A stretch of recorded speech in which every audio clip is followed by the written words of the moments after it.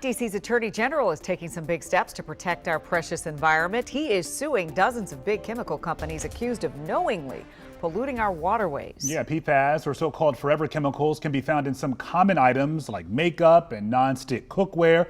Scientists are now catching up to the harmful impacts of these man-made chemicals. And Delia Gonsalves is by the Anacostia River with what this means for you.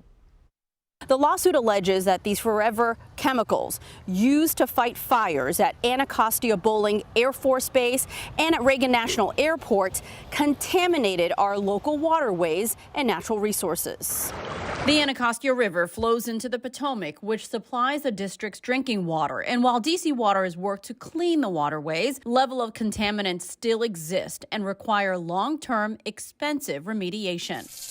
Those contaminants, PFAS, which are called forever chemicals because they don't readily break down. The Attorney General is suing 25 big chemical companies. For instance, the suit alleges 3M knew about the harmful effects since the 1950s, but didn't tell the public for another 4 decades. And it's very important for them to acknowledge past wrong and be a part of remediating or fixing the harm that they've done by producing these chemicals for decades and hiding from the public that these chemicals are harmful. PFAS is what's known as an emerging contaminant, which means that it's still really being studied. Having said that, the federal government and states have begun to recognize over the past several years that PFAS, even at very low levels, can have significant impact. Scientists say forever chemicals can be linked to cancer, thyroid and immunity problems, and low birth weight. Environmental injustice often impacts communities of color. We contacted DC Water, and the CEO assures residents the drinking water in the district continues to meet all EPA drinking water standards.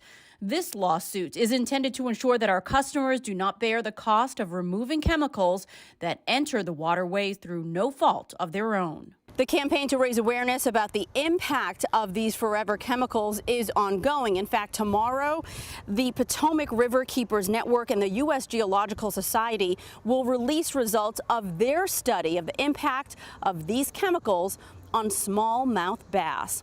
At the Anacostia River, Delia Gonsalves, WUSA 9.